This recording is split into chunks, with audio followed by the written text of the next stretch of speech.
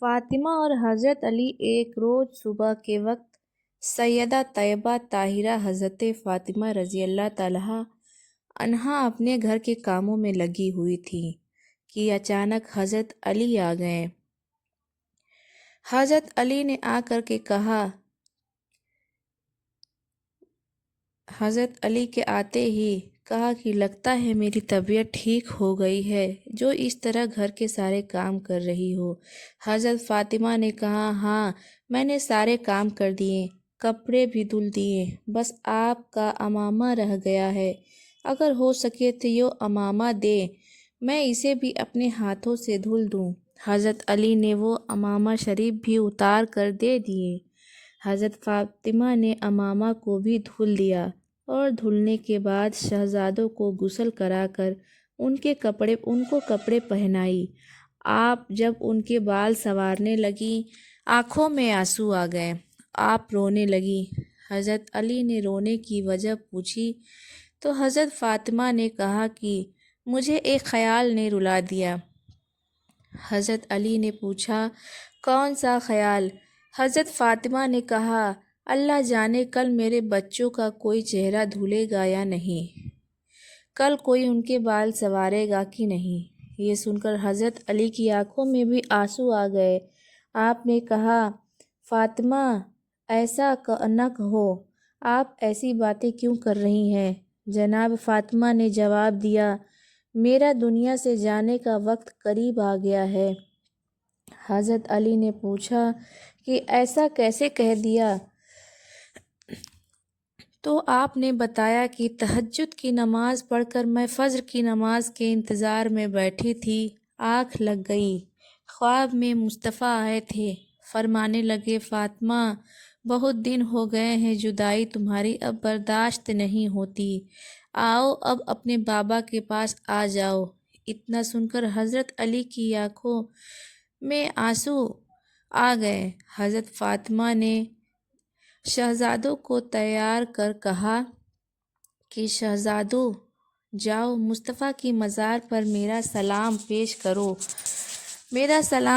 کراؤ۔ اس کے بعد جناب فاطمہ نے علی کا ہاتھ پکڑا اور کہنے لگی، مجھے آپ سے کچھ بات کرنی ہے، میرے پاس وقت بہت کم ہے، کیا آپ مجھے محض کچھ وقت دیں گے؟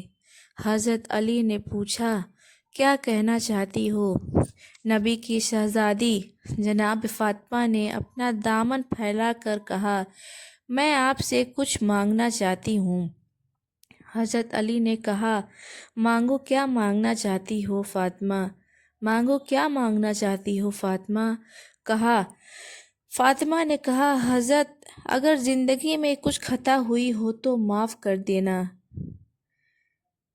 حضرت علی نے کہا، فاطمہ کس طرح کی بات کر رہی ہو؟ تم نے پوری زندگی صبر کے ساتھ گزار دی۔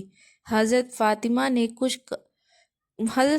نے کہا، ہو سکتا ہے آپ نے مجھے کچھ حکم دیا ہو اور مجھ سے تاخیر ہو گئی ہو تو آپ مجھے معاف کر دیجیے۔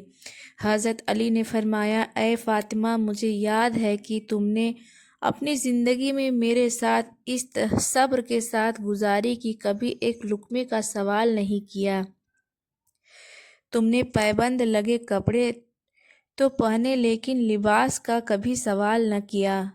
اے فاطمہ مجھے ساری زندگی تم سے کوئی شکایت نہیں ہوئی ہے، لیکن اے فاطمہ میں بھی کچھ کہنا چاہتا ہوں کہ کل قیامت کے دن مصطفیٰ کے ساتھ کھڑی ہو تو کہیں میری شکایت مت کر دینا، یہ مت کہنا مصطفیٰ کس کے ساتھ چھوڑ کر آئے تھے اور اس کے ساتھ جس نے فاطمہ کو کبھی بھر پیٹ کھانا نہ کھلایا، اس کے ساتھ جو فاطمہ کو کبھی نئے لباس نہ دے سکا۔ یہ سن کر حضرت بی بی فاطمہ کی چیخ نکلتی ہے۔ آپ فرماتی ہیں، علی ایسی باتیں نہ کریں۔ پھر حضرت فاطمہ نے کہا، علی میں ایک اور بات کہنا چاہتی ہوں، میرے انتقال کے بعد تم جس سے چاہو نکاح کر لینا، میں تمہیں آزاد کرتی ہوں، لیکن یاد رکھنا مہینے میں کم سے کم 2 دن میرے بچوں کو دے دیا کرنا تاکہ انہیں ماں کی جدائی رلا نہ سکے۔ پھر جناب فاطمہ نے کہا، میں ایک بات اور کہنا چاہتی ہوں کہ میرے بعد تم دن کے اجالوں میں کبھی گھر میں داخل مت ہونا، کیونکہ جب تم گھر میں داخل ہوتے ہو تو آپ کی شہزادی ہے زینب، وہ اتنا حیا کیا کرتی ہیں کہ میرے کمر کے پیچھے چھپ جایا کرتی ہیں۔ وہ اتنے حیا والی ہیں کہ تمہارے سامنے آنے سے شرمایا کرتی ہیں۔ آپ نے کہا کہ اے علی، میرے بعد تم دن کے اجالے میں گھر میں آؤ گے تو پھر میری بیٹی کس کے پیچھے چھپے گی؟ وہ تو حیا سے پانی پانی ہو جائے گی۔ ادھر شہزادے حضور کے روضے پر پہ تھے اور ایک نورانی چہرہ سامنے آیا اور کہا کہ بچوں اپنے گھر کو جاؤ، کیونکہ ماں کچھ دیر کی مہمان ہے۔ بچوں نے پوچھا، آپ کون ہو؟ تو انہوں نے کہا کہ مجھے ابراہیم خلیل اللہ کہا جاتا ہے۔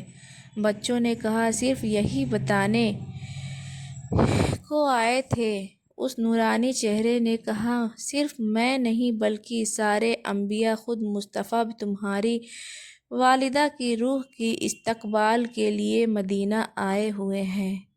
یہ سن کر بچوں نے دوڑ لگا دی اور جا کر ماں کے قدموں سے لپٹ گئے۔